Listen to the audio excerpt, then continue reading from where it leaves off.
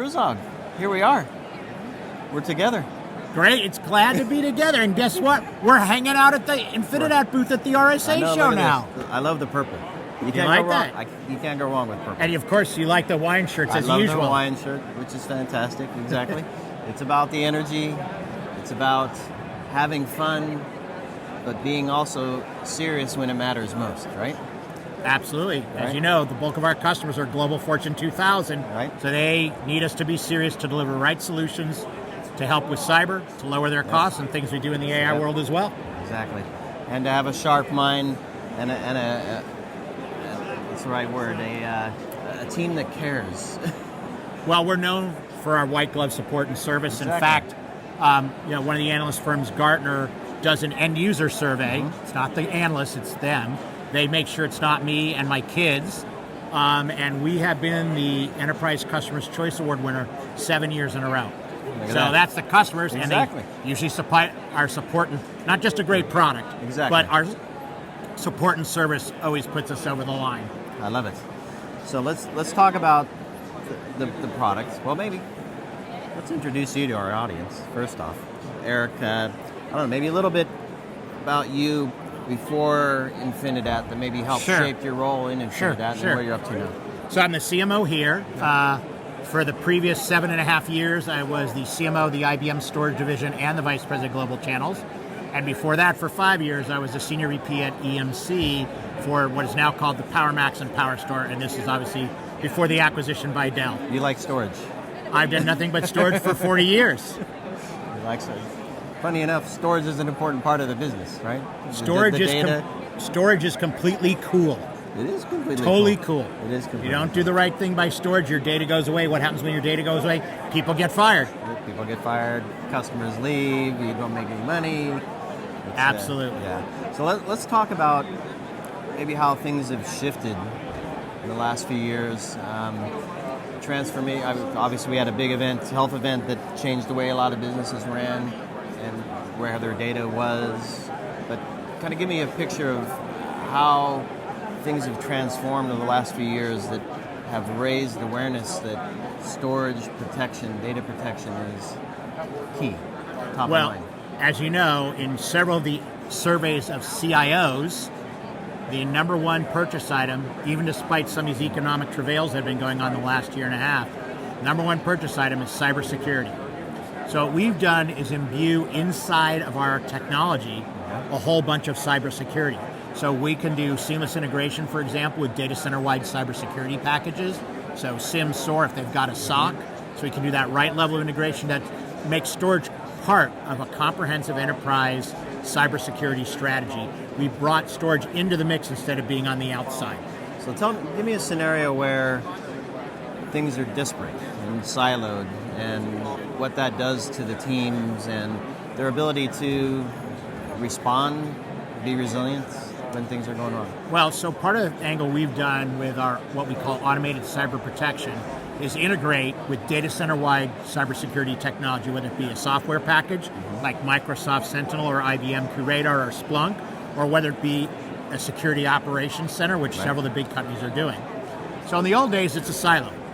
They see an attack, oh wait, maybe we should call the storage guys. So we came up with a way where, no, it's automated. So we get a ping. What are they asking or saying? What are they saying? What are they asking the storage team? Well, they're saying, have you had a cyber attack? What do you see? Can you check it out for us? Blah, blah, blah. And they're not security people. No. So in this case, what we've done is integrate with data center-wide cybersecurity entities, either a SOC or the software. When it sees a threat, we automatically start taking action. There's no pick up the phone and call the storage guy. We even can set up so after we will create, for example, an immutable snapshot, which can't be erased, can't be deleted, we can then scan that for malware or ransomware. We can do that all in an automated fashion. Okay. So the question isn't if you're going to be attacked, it's when and how often. In fact, the average enterprise suffers 1,653 attacks every week. So thinking they're never going to get in is not being realistic. But if they do get in with our next generation data protection, you want to make sure that A, you can identify what the issue is to get a known good copy. Because remember, malware and ransomware is not King Kong. They're not Godzilla yelling and screaming and pounding on their chest. It's all run surreptitiously. It is the ultimate James Bond. Is it still low and slow? All low and slow. They are now, of course, the cyber criminals using AI as well, just like the good guys are. So it's kind of a standoff on who's doing what. So you need to make sure that by have this integrated cybersecurity play, which is built into the storage and can interface with non-storage technology, you can create a comprehensive strategy and take proactive action. Not wait, but just get going. So the security software, the SOC says, hey, we think we got an attack going. Boom, start scanning the storage, check it out, get a known good copy. So if there really is an attack, you're not recovering a data set that has malware or ransomware in it, which of course doesn't do you any good. So funny enough, I've heard, we hear secure by design all the time. That doesn't necessarily mean there's security built in to the solution. It just may mean that they actually considered security when they're building the solution, which is a very nuanced point I'm going to make here, which is you're saying security needs to be part of the storage solution, not just as a storage solution secure. Right. So we secure the storage solution. We could encrypt the data. We have management dual authentication for the storage admins. But I'm saying we integrate cyber technology directly into the storage. It's a software play. The bulk of the software we do not charge for. You don't have to turn it on if you don't want to, but if you do, we can do immutable snapshots, create forensic environments, and what the most important thing is, since the question isn't if you're going to be attacked, it's when and how often. So what about recovery?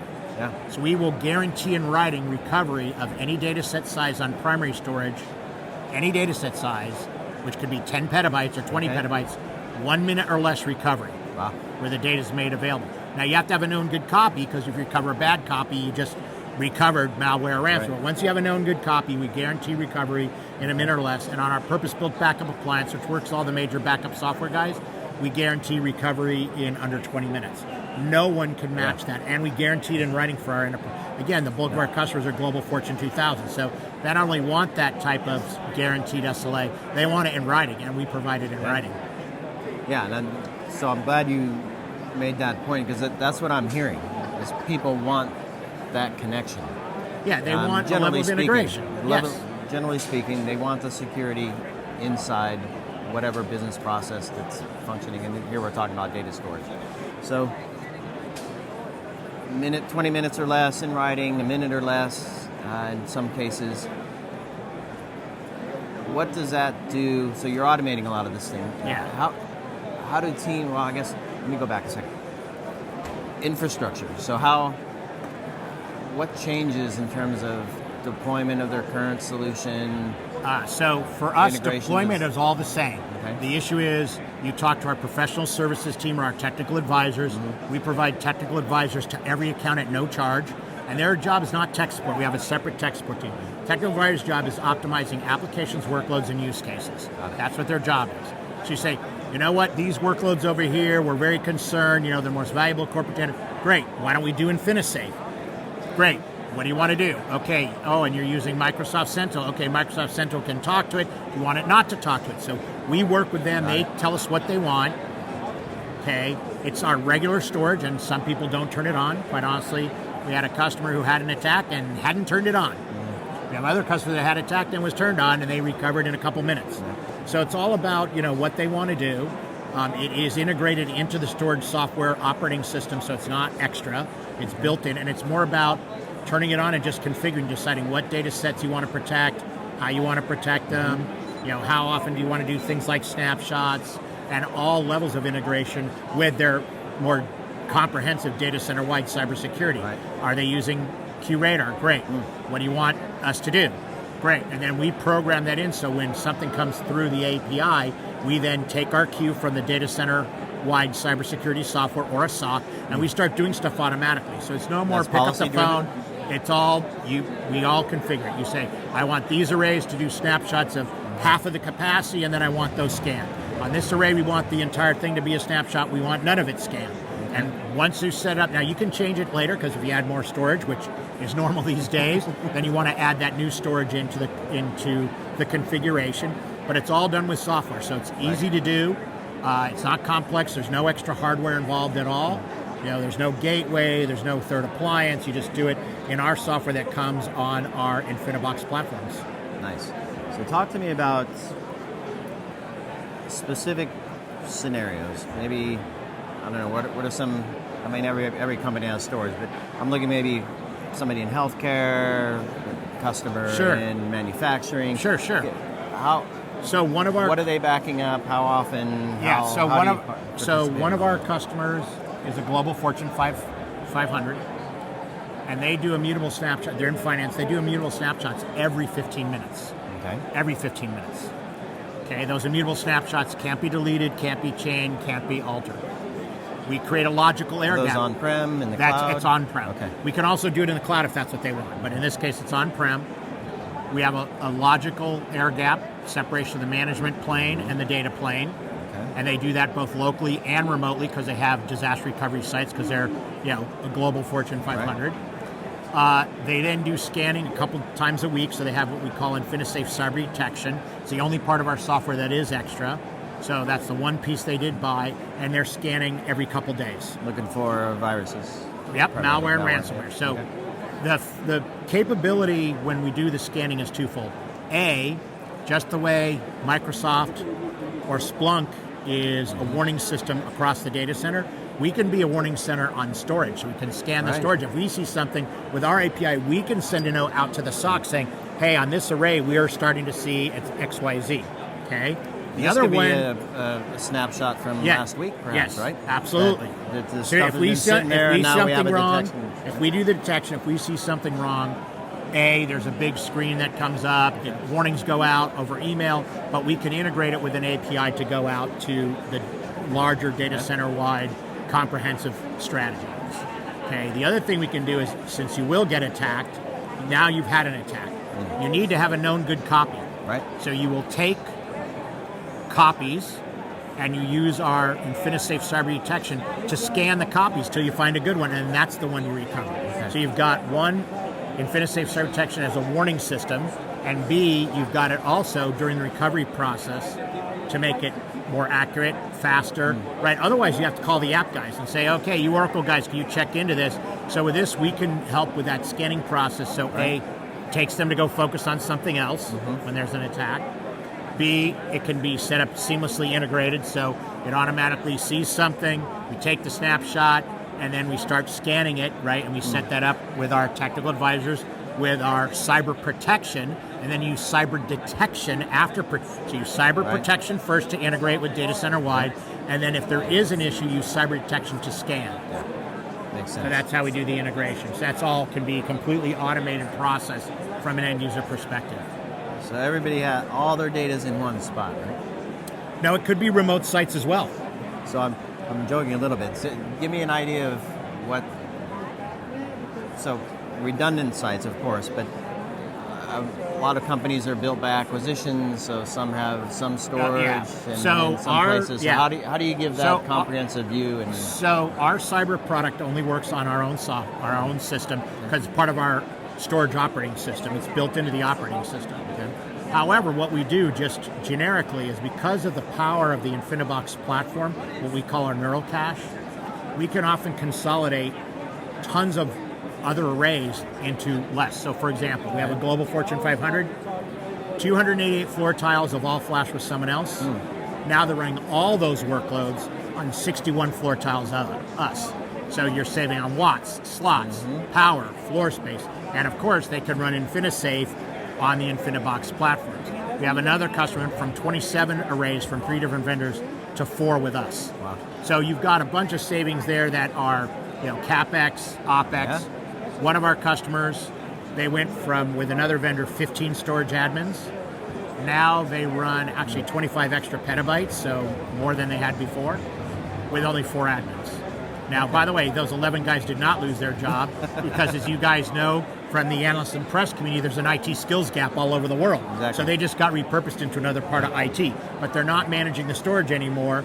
15 guys down to 4. So that is both an OpEx statement, but in this case, it's an IT operations statement, Absolutely. independent of cost, because the 11 guys are freed up to work on something else. And guess what? They know the storage. They know its role within the business. So they're probably really good at figuring out how to fine-tune the business operations surrounding the data as well. Well, and that's partially what we have with our technical advisors. Their job is to help them with SAP, help them with Oracle, help them with Mongo, Cassandra, help them with their supply chain applications, whatever they're doing. That is what our technical advisors do. Talk to me a bit about the initial engagement with a prospect. Sure. What that conversation sounds like. What I'm looking for is what's the trigger that says the way we're doing it now isn't working? What are the signs that they're coming to you with? Yeah. A work down team, or we're just spending too much money? So one is clearly, if you think about it, I've done this for 40 years. I've never met a CIO who used to be a storage admin. So CIOs know they need storage, but they frickin' hate it. Mm-hmm. So we don't engage in a technical conversation. We lead with a business conversation. Okay. How much storage do you have? Oh, how would you like to cut your capital and operational expenses and free up operational manpower? By the way, what if you could integrate cyber technology or AI directly into the storage and not run extra applications or have extra servers? Oh, okay. Which, by the way, is not only an ease of use statement, but also, of course, ends up being a cost statement, because then they got to buy other stuff. In this case, the cyber, for example, is built into the storage. Right. We have an AI RAG for AI workloads. Okay, so instead of getting something extra, we can figure out a way with our AI RAG to work with large language models, vector data, small language, which are needed in AI workloads, and do that all on-prem, or we can do it out to cloud configurations if they've got a cloud configuration. So both work. Okay. And I have to ask a question. Compliance, and I'm thinking perhaps some data sovereignty requirements. Yeah, as well. So on the data sovereignty side, we don't do anything from our software perspective. Okay. That's up to the customer. Got it. Most of our customers, so you support that, of course. Yeah, because we're mostly global Fortune 2000. Yeah. So we've got a current customer who just bought, double tens of millions last quarter, and some of it's going into Europe, some of it's going into Asia, and some of it's going into 4 different sites in the United States. So when you're doing that, we make sure that, if they say, hey, you can't go off site or out of the country, then our technical advisors work with them to make sure they configure the array. So the replica site for disaster, Canada is one of those countries, for example. They have that rule. So do several countries in Europe. So that means the data's got to stay within the physical boundaries. So we say, great, your disaster recovery center needs to be 1,000 kilometers away, still in your country, but over there, and we'll help you do that. And that way they have the compliance on a data sovereignty perspective. But that's more about what our technical advisor and professional services team does. We don't have the software that literally looks at the compliance characteristics. Right. We have the cyber software, the AI software, including all the regular storage enterprise stuff. That's why, again, we have so many of 28% of the Fortune 50 buy from Infinidat. Yeah. Strong statement. We're such as It's very cool. And what I'm thinking, maybe you can confirm it, is so you're not doing the compliance, but these teams are probably pulling their hair out trying to figure out how to manage all these data stores. Right. And on what all these we places, do is and you give them that control. Well, we simplify dramatically. If you go from 288 floor tiles to 61, you dramatically took out what you need to do compliance on. Because now it's 61 boxes, not 288 boxes. Yep. And then obviously you have the savings on CapEx, on OpEx, on the operational management. But the point, it's always easier to manage less than more. Yes. And we have the right performance characters that would put more and more workloads on a single entity system versus having 5 or 6 systems from somebody else. Fantastic. And they can do it, but they need 5, 6, 7, 8 systems. We can do it with 1. So that's part of that value. Again, not just technical value, but we're all about business value. Yeah, that's clear. It's obvious. Eric, great chatting with you. Anything else we didn't touch on that you want to say? No, great. Well, and we want people to come visit our website, www.infinidat.com. Of course. And we'll include links to your sites and any other resources that you have running with us. And connect with Eric, too. Great. You're a good guy, Thank Eric. you. Pleasure chatting. Thanks for coming by. Appreciate it. Take care, everybody.